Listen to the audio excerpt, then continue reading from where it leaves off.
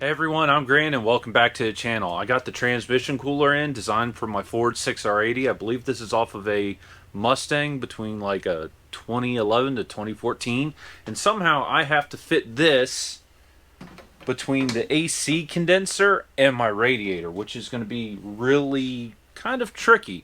And I'm pretty sure I'm going to have to cut parts of this off and probably drill some new holes. But before I get to installing this, I first need to drain the coolant system. And what I'm actually going to do is push this outside, get my hose and hook it up, and also try to flush the system at the same time. So I'm going to get to working on that. I just got my Wrangler back inside my shop. I drained it as best I could. I'm now going to work on disconnecting all the hose. I have to disconnect the power steering from the radiator because right now I'm trying to cool my power steering fluid with the radiator, which will work. I have other issues with my power steering, which I will fix another time. Once I get those things disconnected, I need to undo the power for the fan. And once I have that done, I can work on getting the radiator out of my engine bay, and once I have that done, then I can start figuring out how to get that new transmission cooler installed.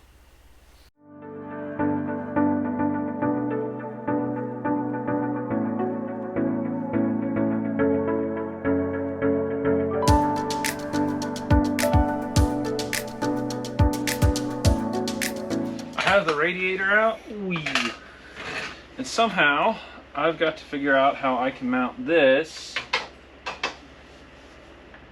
almost exactly like that.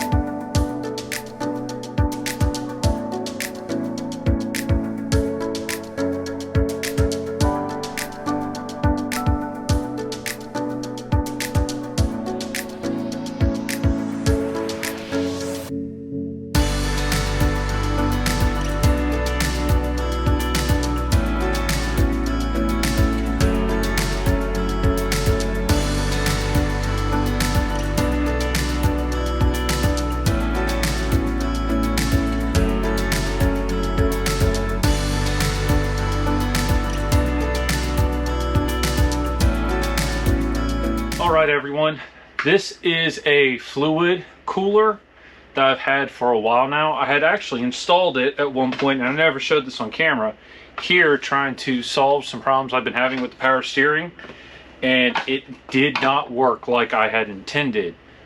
But I'm going to go ahead and reinstall the cooler itself onto the fan shroud, because I might be using this to cool a different fluid in my engine bay. I don't know what yet, but I want to go ahead and just have it installed in case I do decide to use it.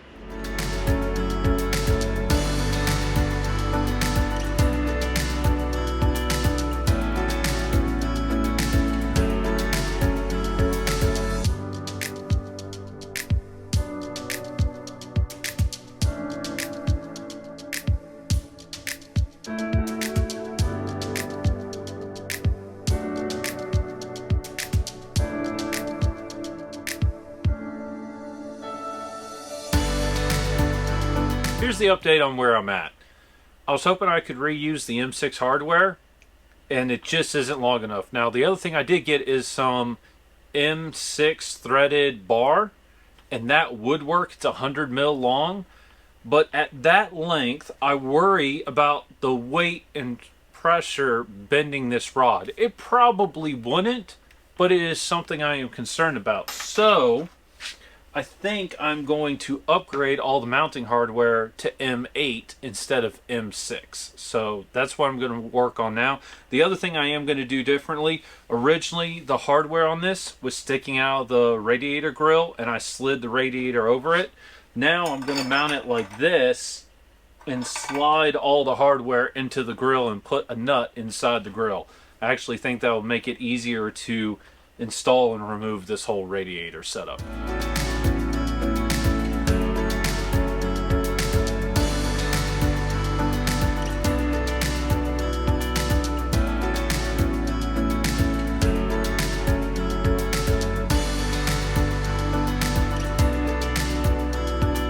So, I'm playing whack-a-mole with how long I need to space out the radiator. And right now, it's almost too far out, as crazy as that sounds. So what I need to do is remove a nut from all 4 studs, but leave the washers in place to have the correct thickness.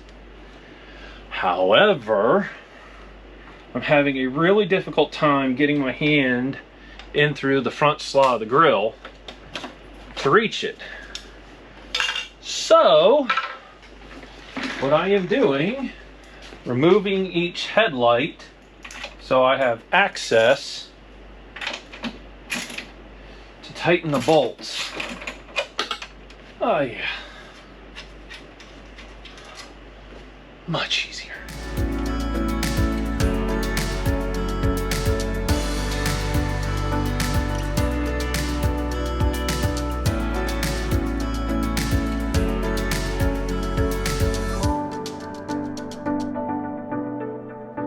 Alright everyone, I'm about to call it a day.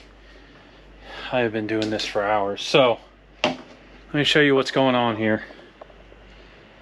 Hopefully you can see. Transmission cooler clears everything. I think this is going to work. I do think I'm going to go out and get a longer M8 bolt tomorrow if possible, because this thing is so far out in the engine bay now. I would really like 5 points of contact, and that would also guarantee that it doesn't swing down and the transmission cooler won't hit my AC compressor. But yeah, that is all I'm doing today. I am exhausted, and I will see you again tomorrow. And I'm back. So I got parts. These are the 2 hoses that I need to hook up to the transmission cooler to clear the inner fender.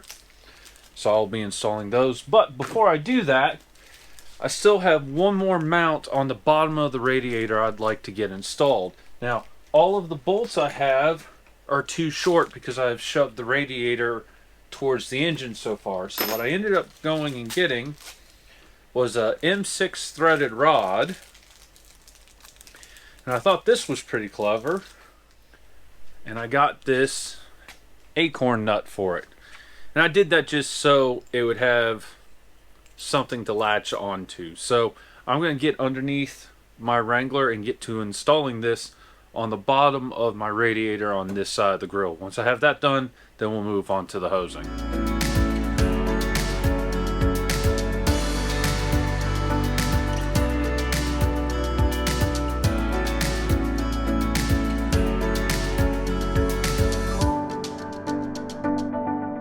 I have the 2 right angle silicone hoses installed, and I have hose clamps on them. What I'm now going to do is disconnect the feed hose from my current cooler that's mounted to the frame of my TJ Wrangler, and I'm going to route the feed hose to this cooler and then route the return back to my secondary cooler. And the reason why I'm leaving the other cooler in the loop is I am so tired of fighting heat on this build.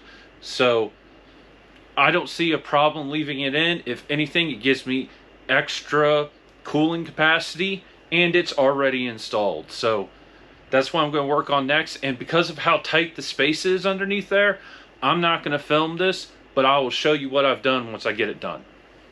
Hey everyone, it's been a couple hours, and I've actually discovered a couple of things that I did not know. So I know my transmission has been leaking. I haven't been able to figure out where.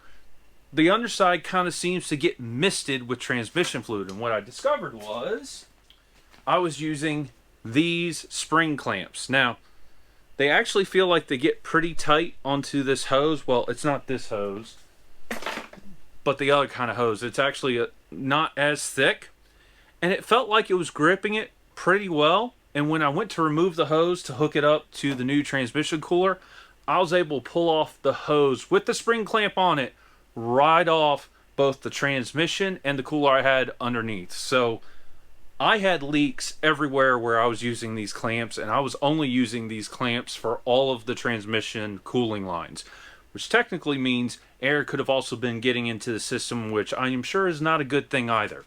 But with that said, let me get the camera off the tripod and show you what I've done. This is the feed line that goes into the cooler. This is the return line. And if we go underneath, and hopefully you can see this. So This top line here comes out of the transmission and goes to the cooler.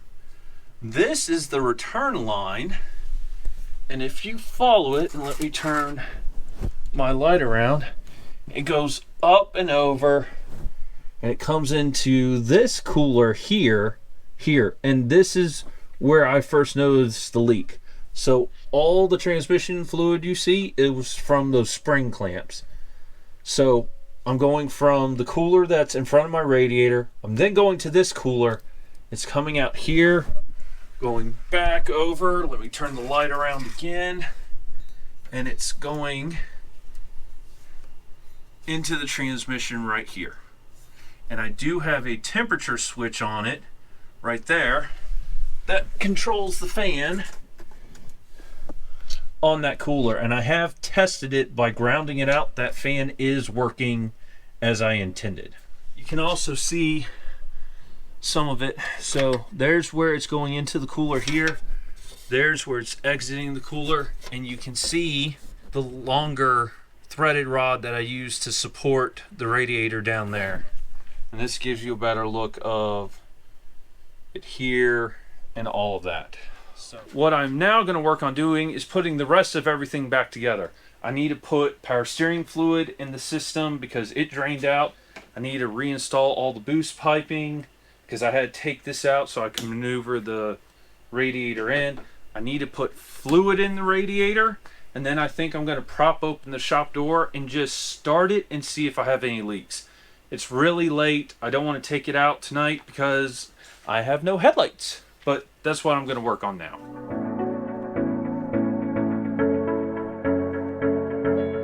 I'm going to turn the engine on real quick just to check everything. I know I'm going to have to put more water in the radiator. What I am trying to check right now is that I have no major transmission leaks, especially after finding out that those spring clamps were not holding correctly. The other thing I am trying to check is that the power steering fluid goes down. I've poured fluid in it and some air has come out of it. I'm expecting once I turn the system on for it to suck it down, so I know how much more fluid I have to add to it as well. So I'm going to open the shop door real quick and then we'll test everything. Fire in the hole.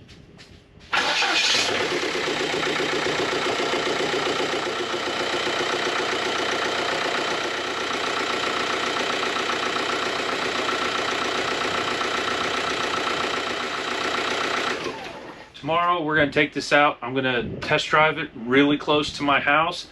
That way, if I need to add water to the coolant system or add fluid to the automatic transmission, I'm really close to home. And now that I'm thinking about it, I'll probably just carry some water and automatic transmission fluid with me. But anyway, I'll see you tomorrow.